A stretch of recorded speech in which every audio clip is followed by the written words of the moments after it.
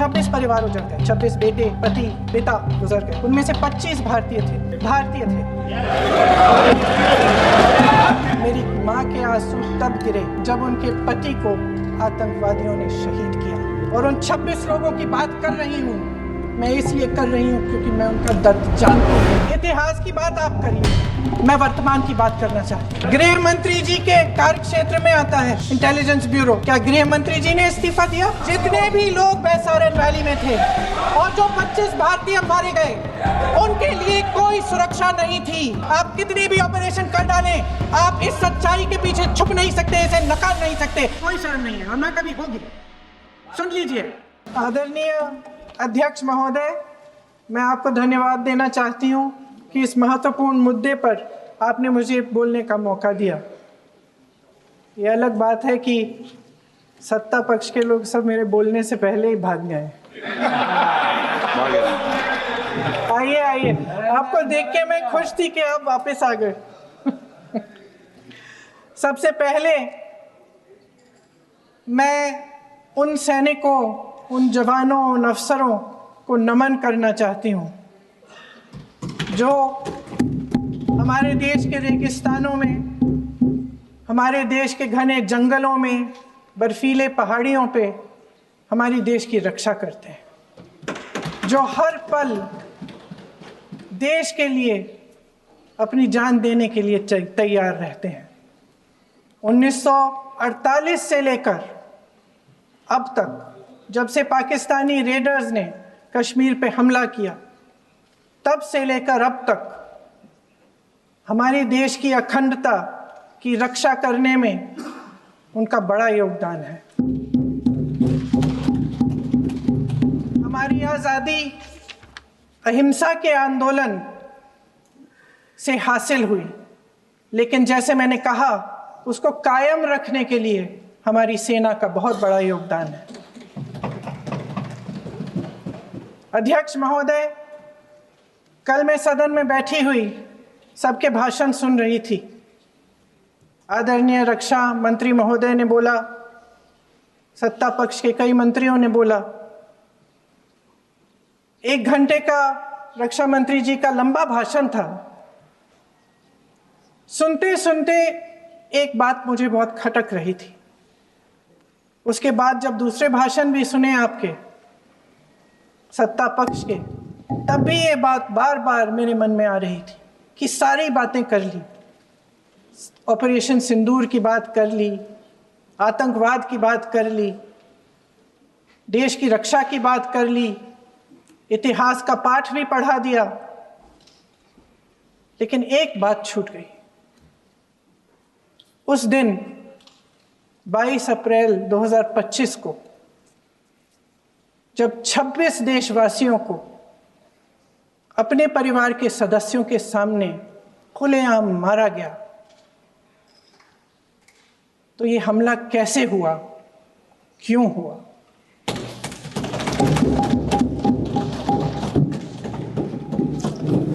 अध्यक्ष महोदय, ये लोग बैसारन वैली में, पहलगाम के पास कश्मीर में क्या कर रहे थे? आजकल पब्लिसिटी का दौर है, प्रचार का ज़माना है। कुछ समय से हमारी सरकार ये प्रचार कर रही थी कि कश्मीर में आतंकवाद ख़त्म हो गया है, कि कश्मीर में शांति है, अमन चैन है। प्रधानमंत्री जी ने खूब भाषण दिए, देशवासियों को कहा कि चलिए कश्मीर चलिए, सैर करिए। कई बार मैंने ये भी देखा मीडिया पर, टीवी पर, कि कश्मीर जाइए, ज़मीन खरीदिए, अब वहाँ अमन चैन है, शांति का वातावरण है। इसी बीच शुभम द्विवेदी, एक कानपुर के नौजवान, और उनके पूरे परिवार ने तय किया कि वो कश्मीर जाएंगे। शुभम द्विवेदी की 6 महीने पहले शादी हुई थी। उसकी पत्नी ने कहा कि उनके बीच एक ऐसा रिश्ता था, प्रेम और दोस्ती का ऐसा रिश्ता था कि वो एक दूसरे को बच्चों की तरह हंसाते थे। सोशल मीडिया पर एक वीडियो भी जारी है जिसमें पूरा परिवार एक साथ बैठा हुआ ताश खेल रहा है और ऐसे हंस रहे हैं, ऐसे हंस रहे हैं कि उस वीडियो को देख के किसी का भी दिल टूट जाए कि इस परिवार को इस तरह से उजड़ने क्यों दिया हमने। 22 अप्रैल 2025 को बैसारन वैली में मौसम का मिजाज अच्छा था। जैसे हर रोज लगातार 1000 से 1500 लोग वहां पहुंचते थे, उसी तरह से उस दिन भी तमाम पर्यटक वहां पहुंचे। वहां का रास्ता आसान नहीं है अध्यक्ष महोदय जी, जंगल से जाना पड़ता है, पहाड़ों के बीच जाना पड़ता है, घोड़े से जाना पड़ता है। ये परिवार वहां पहुंचे, मौसम सुहाना था, उनके बच्चे ट्रैम्पोलिन पे खेल रहे थे, कोई जिपलाइन कर रहा था, कोई चाय पी रहा था, तो कोई कश्मीर की सुंदर वादियों की ठंडी हवा का मजा ले रहा था। शुभम अपनी पत्नी के साथ एक स्टॉल पे खड़े थे।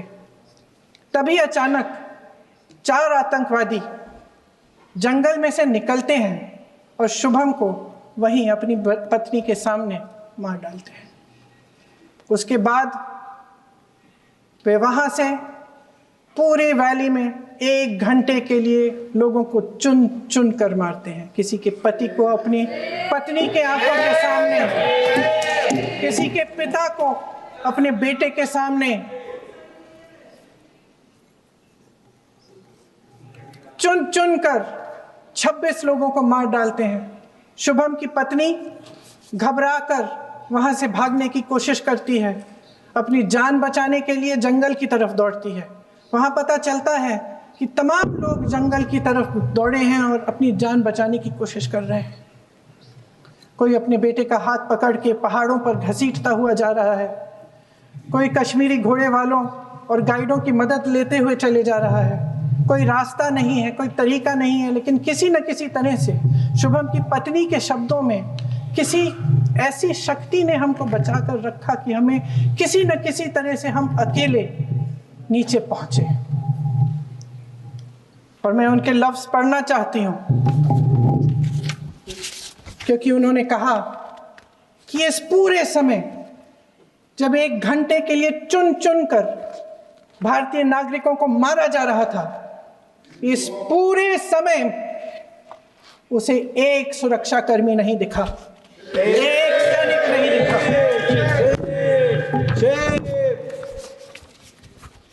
शुभम की पत्नी ने कहा, कोट, मैंने अपनी दुनिया को खत्म होते हुए देखा। अपनी आंखों के सामने एक सिक्योरिटी गार्ड नहीं था। मैं ये कह सकती हूं कि देश ने, सरकार ने हमें वहां पे अनाथ छोड़ दिया था। सिक्योरिटी क्यों नहीं थी वहां पे एक सैनिक क्यों नहीं दिखा? क्या सरकार को मालूम नहीं था कि यहां रोज 1000 से 1500 पर्यटक जाते हैं? क्या सरकार को मालूम नहीं था कि यहाँ के पहुंचने के लिए जंगल के रास्ते से जाना पड़ता है? अगर कुछ हो जाएगा तो लोग वहां से निकल नहीं पाएंगे। एक चिकित्सा का इंतजाम नहीं था, फर्स्ट एड का इंतजाम नहीं था, कोई इंतजाम नहीं था, ना सुरक्षा का ना फर्स्ट एड का। इन लोगों को भगवान भरोसे छोड़ दिया गया। ये लोग वहां पे इस सरकार के भरोसे गए और इस सरकार ने उन्हें भगवान भरोसे छोड़ दिया।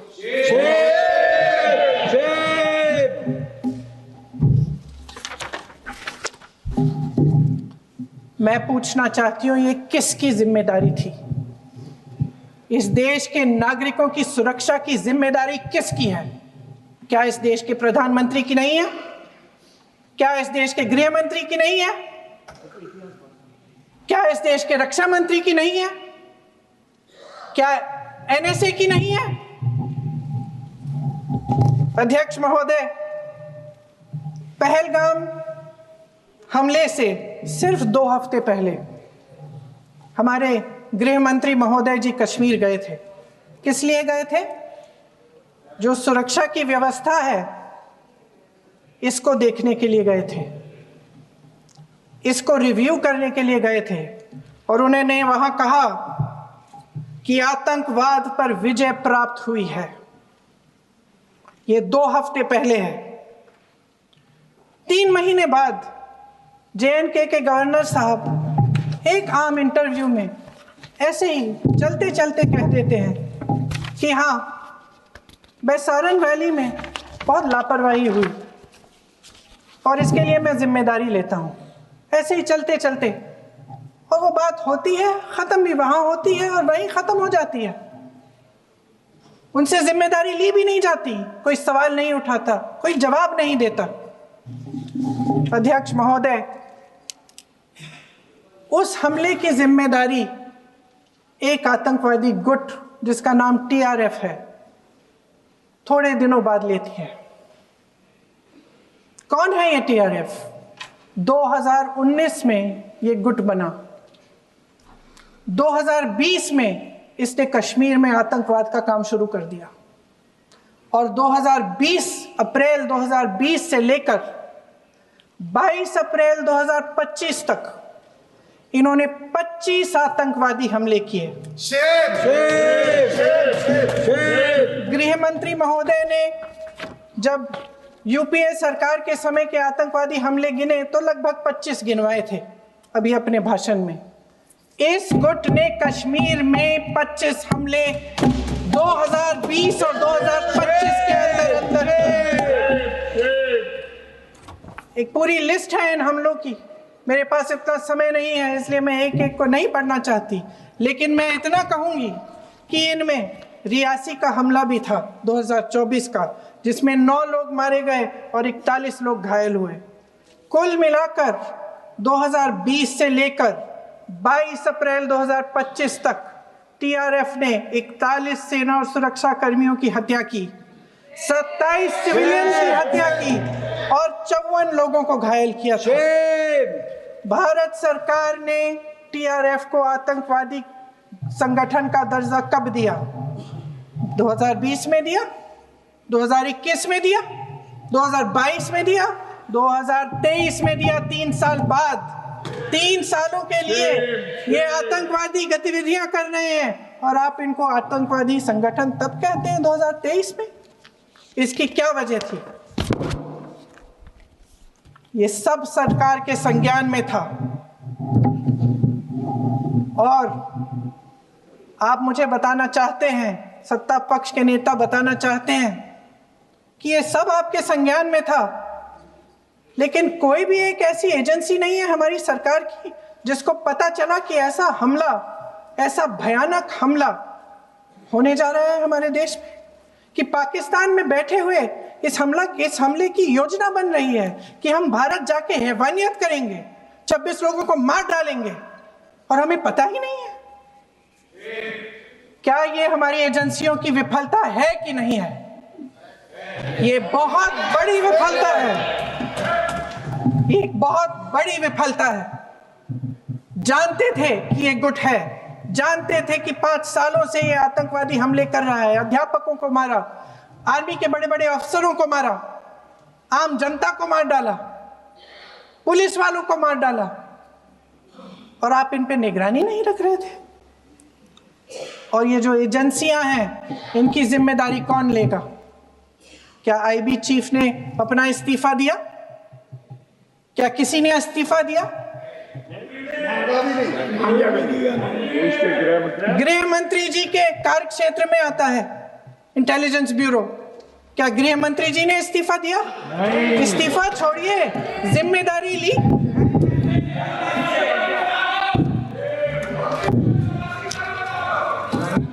साहब देखिए, इतिहास की बात आप करिए, मैं वर्तमान की बात करना चाहती हूँ। आपको तो एक बहाना चाहिए, आपको तो एक बहाना चाहिए। पूरे परिवार का नाम गिनवा देते हैं। अरे अपनी जिम्मेदारी खुद लीजिए। 11 सालों के लिए तो सत्ता में आप हैं। अभी नेहरू को छोड़ नहीं रहा। कल माननीय गौरव गोगोई जी ने अपने भाषण में पूछा गृह मंत्री जी से क्या आपकी जिम्मेदारी नहीं थी? मैं देख रही थी। राजनाथ जी, रक्षा मंत्री जी यूं यूं अपना सर हिला रहे थे, कुछ बोले नहीं। अंदर से ये महसूस हुआ होगा कि यहाँ कुछ जिम्मेदारी थी, लेकिन माननीय गृह मंत्री महोदय जी हंस रहे थे, वे हंस रहे थे।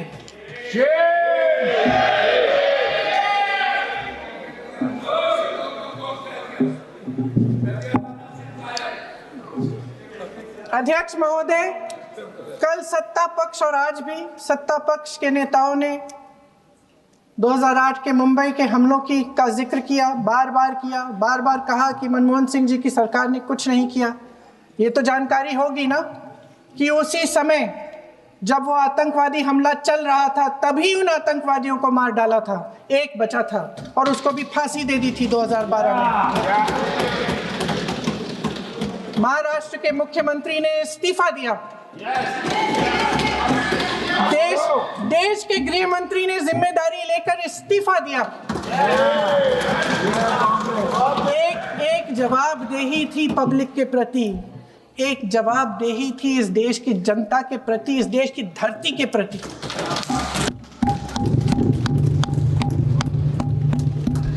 राजनाथ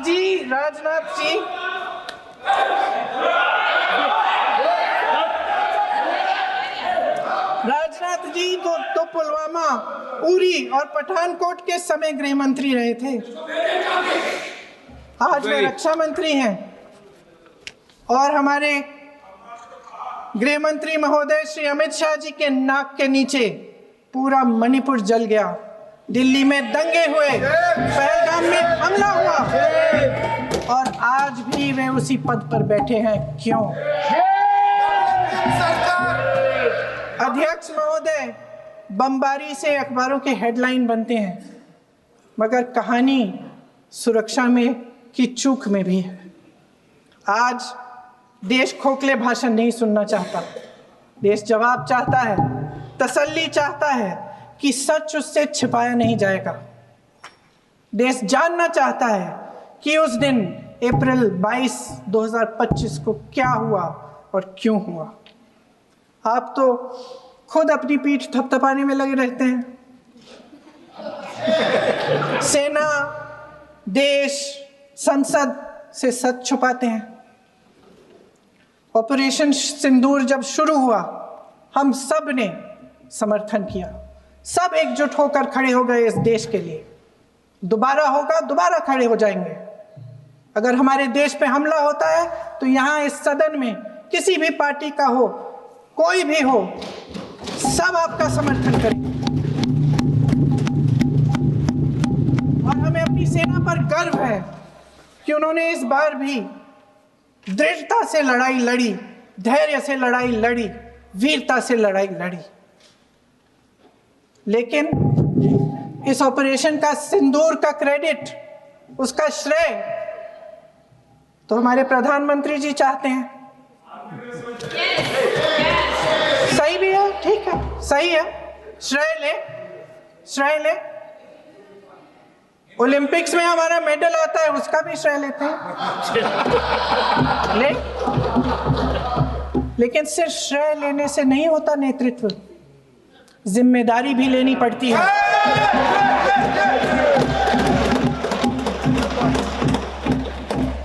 देश के इतिहास में ये पहली बार हुआ, देश के इतिहास में ये पहली बार हुआ कि जंग होते होते ही रुक गई है जी। और इस रुकावट का ऐलान हमारी सरकार, हमारी सेना नहीं करती, अमेरिका के प्रेसिडेंट करते हैं, अमेरिका के राष्ट्रपति करते हैं। ये हमारे प्रधानमंत्री महोदय की गैर जिम्मेदारी का सबसे बड़ा प्रतीक है। आज गृह मंत्री जी ने इस बात पर उल्लेख किया। उन्होंने कहा, उनके शब्दों में उन्होंने कहा कि पाकिस्तान के पास शरण में आने के बजाय कोई चारा ही नहीं था। आपने शरण दिया क्यों? वो आते हैं आपके देश के अंदर, लोगों को मार डालते हैं और आप उनको शरण दे रहे हैं। क्यों दिया शरण? इसका जवाब क्यों नहीं दिया है एक भी भाषण में? जैसे ये बात उठी, शरण की बात की, हमारे गृह मंत्री जी ने इतिहास में चले गए। नेहरू ने क्या किया, इंदिरा गांधी ने क्या किया, यहां तक कि मेरी मां के आंसुओं तक चले गए। लेकिन इस सवाल का जवाब नहीं दिया कि ये सीज फायर हुआ क्यों, ये जंग रुका क्यों, और तब क्यों रुका जब दुश्मन के पास कोई चारा नहीं था हमारे श्रेय में आने के बजाय।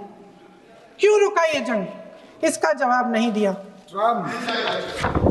धन्यवाद। आप देंगे?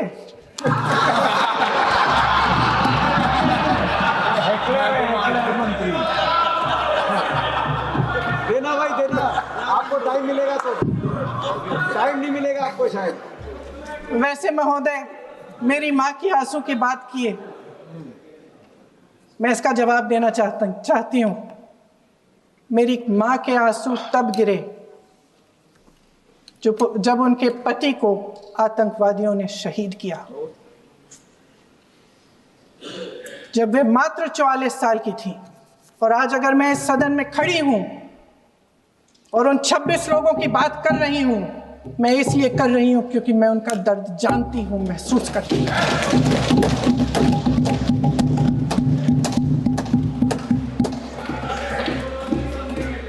अध्यक्ष महोदय, मैंने कहा कि देश का नेतृत्व सिर्फ उपलब्धियों का श्रेय लेने से मजबूत नहीं होता।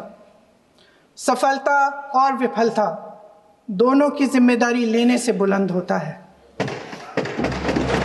ये सोने का ताज नहीं है, कांटों का ताज है। अध्यक्ष महोदय, जब सरकार झूठी और कायर हो तो वे बहादुर से बहादुर सेना के साहस और पराक्रम को भी कमजोर कर देती है।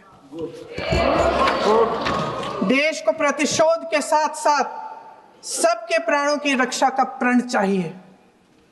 सेना की शक्ति के साथ सरकार की सच्चाई भी चाहिए। महान देशभक्त शहीद इंदिरा गांधी जी, जिन्होंने सफल कूटनीति के बल पर अमेरिका के राष्ट्रपति निक्सन का मुकाबला करके पाकिस्तान का विभाजन करवाया, बांग्लादेश बनाया, 1 लाख पाकिस्तानी सैनिकों को आत्मसमर्पण करने पर मजबूर किया, उन्होंने कभी इसका श्रेय लेने की कोशिश नहीं की। ऑपरेशन सिंदूर का मकसद अगर पाकिस्तान को सबक सिखाना था तो शायद ये मकसद अभी अधूरा है, क्योंकि हमारी कूटनीति विफल रही है।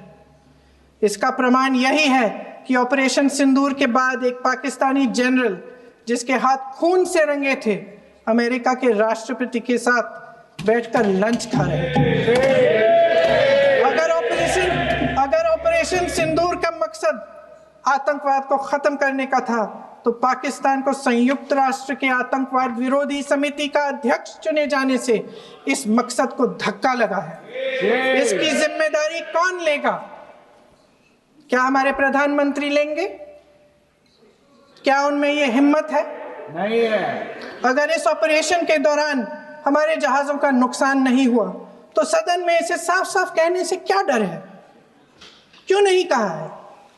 कल भी रक्षा मंत्री जी ने कहा कि हमारे इंफ्रास्ट्रक्चर का नुकसान नहीं हुआ, तो जहाजों के बारे में भी बता दें, साफ साफ बता दें। क्या हर्ज है? सच्चाई तो है। सवालों से बचने के लिए ये सरकार हमेशा प्रयास करती है। इसकी राजनीतिक कायरता बेमिसाल है। देशवासियों के प्रति जवाबदेही का एहसास ही नहीं है। सच्चाई ये है कि इनके दिल में जनता के लिए कोई जगह नहीं है। सब राजनीति है, सब पीआर है, सब प्रचार है, सब पब्लिसिटी है। देश की जनता के लिए आपके हृदय में कुछ नहीं रहा। बहुत समय हो गया है आप इस प्रचार में ही लिप्त हैं, जनता को देख नहीं पा रहे हैं। जी मानिए। जो पहलगाम में हुआ, खत्म करती हूँ, जो पहलगाम में हुआ उससे हर एक देशवासी के दिल पे चोट पहुंची है। हिमांशी नारवाल की गुहार ने हम सबको शर्मिंदा किया है। इसीलिए मैं आज यहाँ खड़े हुए एक आखिरी बात करना चाहती हूँ।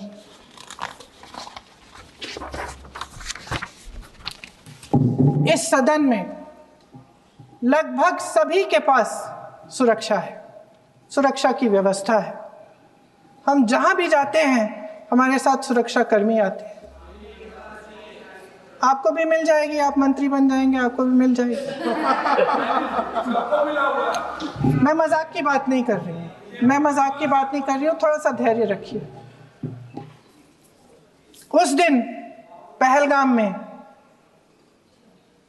26 परिवार उजड़ गए। 26 लोगों को अपने परिवार के सदस्य के सामने मारा गया। 26 बेटे, पति, पिता गुजर गए। उनमें से 25 भारतीय थे। भारतीय थे।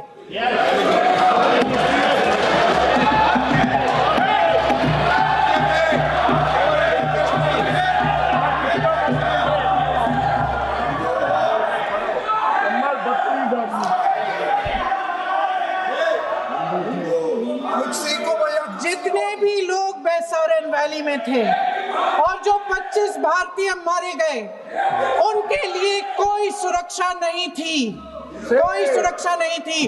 आप कितनी भी ऑपरेशन कर डालें, आप इस सच्चाई के पीछे छुप नहीं सकते, इसे नकार नहीं सकते।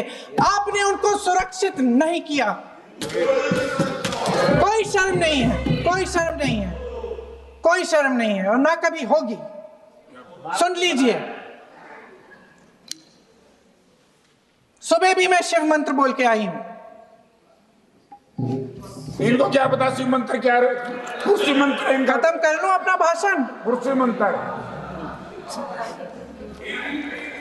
मैं एक बार उन 25 भारतीयों के चुप रही।